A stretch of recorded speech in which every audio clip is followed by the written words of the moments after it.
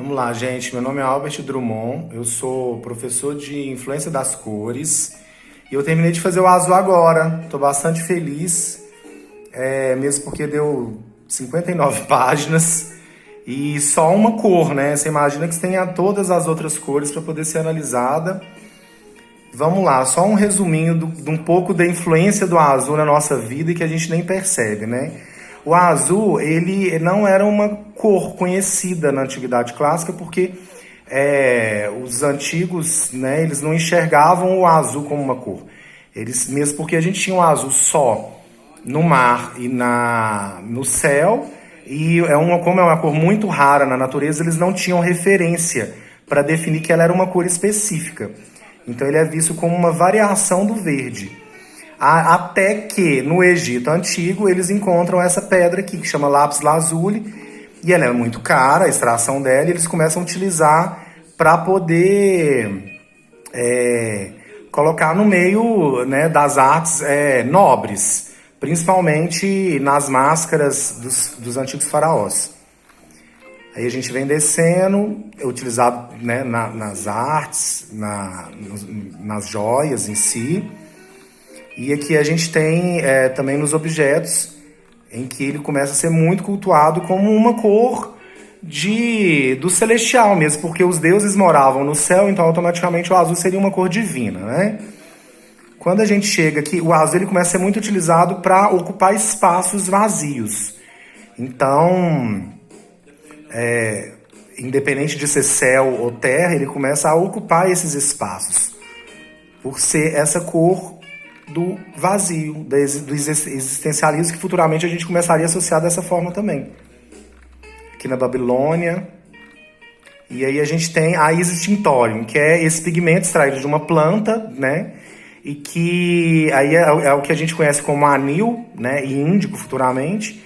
E ele começa a ser produzido em larga escala. Mas mesmo assim ninguém tinha condição de ter esse azul a não ser o próprio clero. Aqui são as pinturas vikings, em que eles utilizavam o azul como uma cor de proteção divina, né?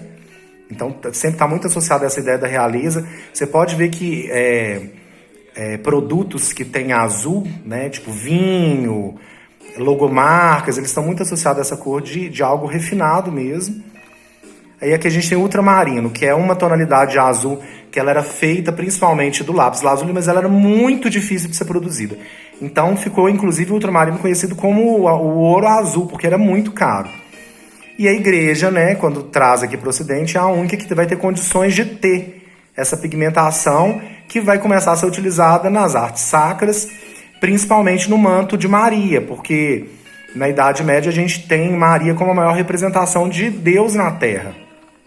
E automaticamente a gente começa já a associar o azul a uma cor feminina, que foi uma cor feminina durante muito tempo. Os vitrais das grandes catedrais trazer essa sensação de você estar realmente em conexão com o divino mesmo. Aqui a gente tem os livros de horas e aqui as associações de Maria com a cor. Aí vem descendo. É muito legal porque começa a ser muito detalhado, né? E aqui a gente tem o azul como uma cor, que a gente fala sangue azul, ele vem justamente daqui. Porque os negros, né, a pele não dava para você ver a veia. Então, quando o branco você via a veia dele, a gente tem a impressão de que o sangue realmente é azul. Então, só tinha sangue azul quem descendia de branco. O azul ultramarino, utilizado aqui no Luís IX. Aqui a gente tem o azul cobalto, começa a ser utilizado nas artes chinesas, né, e começa a ser difundido no mundo inteiro. E aqui o azul turquesa, que vem dos incas, dos astecas, dos maias, da civilização, e que era muito difícil de ser feito também, porque eles extraíam da própria turquesa, né? E também, mais uma vez, associada à ideia de celestial, de algo divino, e algo que traz essa ideia de proteção mesmo. Então, futuramente, a gente começa a ter ele inserido nessa perspectiva de uma cor que vai estar muito relacionado à confiabilidade, né? Aqui a mesquita azul, feita totalmente com azulejos de turquesa, muito, muito caro para poder fazer. E o azul nas roupas femininas, né? Aqui a gente tem, por exemplo, Aqui mais uma vez utilizado como ocupação de espaço, a representação do céu, que a gente tinha as mulheres que utilizavam azul, essa aqui é a Madame de Pompadour, que é a primeira mulher que começa o movimento feminista quando ela deixa de usar azul nos vestidos e passa a usar rosa. Ela era uma cortesã e ela questiona por que os homens podem usar essa cor e a gente não. E aí, assim, na história do rosa mesmo, a gente vê muito sobre isso, né? O azul no feminino, aqui ele começa a ser utilizado nos uniformes. Então, o uniforme vem dessa questão de um grupo, um grupo pertencente a uma mesma classe, né? Então, como os uniformes eram muito amarelo e vermelho, eles eram muito vistos no campo de batalha e automaticamente muito fácil de você abater um soldado. Eles pensam numa cor em que representasse o divino, a realeza, a segurança, e que fosse uma cor mais neutra. E aí eles começam a ser utilizados nos uniformes. E a azul marinho vem de marinheiro, né? Que também é um grupo que utiliza muito a cor. Coco Chanel, por exemplo, vai utilizar desses uniformes dos marinheiros para poder construir a sua linha de moda. Depois aqui a gente tem os primeiros uniformes do Colégio Pedro II aqui no Brasil, também azul marinho. Aí vem descendo, ele começa a ser utilizado na arte, nessa perspectiva com a natureza e principalmente na ideia de contemplação. Então é por isso que a gente tem essa ideia de que o azul era uma cor contemplativa, uma cor que acalma, que tranquiliza. Aqui, mais uma vez, a natureza. E aqui a gente tem o Monet, né? E a gente vai entrar, né, em como que o azul começa a ser utilizado como uma cor da tristeza, da melancolia. Porque o azul é uma cor fria, diferentemente do vermelho, que é uma cor relacionada muito à ideia da paixão, né? E aqui ele começa a ser utilizado como essa cor da lágrima, do choro. Pablo Picasso, no período azul dele, ele retrata muito a ideia, né, das mazelas da vida, que a gente tem a mulher melancólica. Inclusive, essa música que vocês estão escutando, ó, que é um blues. O blues, ele tem esse nome justamente porque remete ao sofrimento dos negros, né? E aí você vai vendo realmente como que a gente associa as cores às emoções. Como que as cores são capazes de despertar na gente certas emoções. Mais sobre o azul como tristeza, aqui já no século XXI, né? No desenho da Pixar e da Disney, Divertidamente, em que a tristeza é retratada de azul. Preguiça. O vazio existencial. A dor, né? O elefante. O elefante, ele é tido como um dos únicos animais na natureza, assim, né?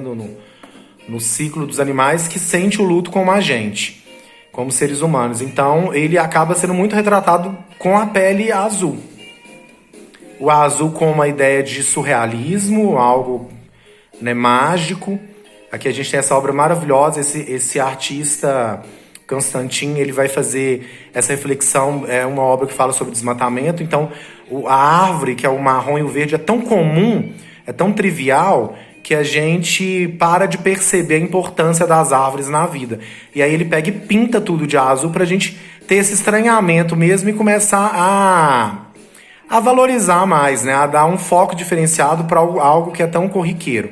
O azul na história das religiões, representando como essa cor de proteção. A gente tem o olho grego, por exemplo. O Avatar, o filme, o Avatar representa a reencarnação. Então, por isso que os naves, né, eles são representados dessa cor. O azul da Alita Albuquerque também com uma cor de selo entre o divino e o terreno. Aqui a gente tem a Helena Almeida, que ela vai trabalhar com a desconstrução da cor azul, e muito referente também à ideia de depressão, de introspecção. O azul nos filmes, os filmes que utilizam da palavra azul, eles geralmente trabalham com essa ideia de nostalgia, de tristeza, de perda, de compaixão, de depressão. O azul utilizado como para representação do gelo, né, da frieza mesmo. E aqui a gente chega num mercado, em que o mercado vai desconfigurar essa ideia de azul ser uma cor de mulher e passa a ser uma cor feminina, masculina, né? Enquanto o rosa passa a ser uma cor feminina, já que ele era antigamente uma cor totalmente masculina. Aqui, né, eu falo sobre a história da calça, né, jeans. Por que eles utilizam azul na calça jeans? O azul Tiffany, que é uma cor específica dessa marca, inclusive é patenteado por ela com esse nome. está muito representada a ideia de presentear, né? A ideia de segurança e a ideia de principalmente lealdade no casamento. Aqui o Yves Klein, que cria uma nova tonalidade de azul, também trabalhando muito com essa coisa do vazio e do preenchimento. E as marcas que utilizam muito de azul, que são marcas que vocês podem perceber que estão sempre preocupadas de passar uma certa credibilidade, uma certa segurança. Aqui a gente tem, por exemplo, Alcoólicos Anônimos, o livro deles chama Livro Azul, a insígnia também, que fala muito dessa coisa da sobriedade. E é por isso que é muito utilizado nos uniformes, né? Então a gente começa a ver essa construção, a ideia do masculino, né? Muitos times de futebol têm azul como a sua cor. Aqui essa nova tonalidade em 2009 que foi encontrada, que chama Indy Blue. E também fala um pouco sobre por que os olhos são azuis e por que antigamente o azul era tido por alguns povos como povos que você tinha que ter uma certa desconfiança, porque o azul aqui ele está relacionado à ideia de falta também. E nesse caso é falta de melanina no olho, então é uma certa deficiência, por isso que as pessoas nascem com o olho azul. Aqui são os caranguejos, em que eles extraem o sangue azul para poder trabalhar com a ideia de proteção, mais uma vez, esterilização de ferramentas médicas, né, instrumentos médicos. Aqui a gente vai, e eu falo um pouco sobre de como que o azul é utilizado na cromoterapia. Então assim, como que a nossa mente já está tão acostumada a ver o azul por essas perspectivas, que quando a gente enxerga o azul, a gente já enxerga com esse imaginário feito, mas na verdade nada por acaso, tudo foi construído, sendo construído aos poucos. Inclusive no design de interiores, o azul é muito falado como essa cor que vai trazer tranquilidade. E aí você começa a ver, gente, como que tá tudo ligado uma coisa com a outra, né? Então, você imagina que assim, nesse meu curso eu falo sobre 11 cores. Isso é só sobre o azul. E foi bem um resumo mesmo. Então tem ainda o branco, amarelo, laranja, vermelho, rosa, roxo, verde, cinza, marrom e preto. Então é muito interessante porque uma vez que você passa a entender as cores, como, né, como a história das cores, a sua percepção sobre ela muda totalmente. É uma nova visão de mundo mesmo, né? É isso aí, gente. Espero que deu para poder dar uma ideia. E é isso aí, beijão.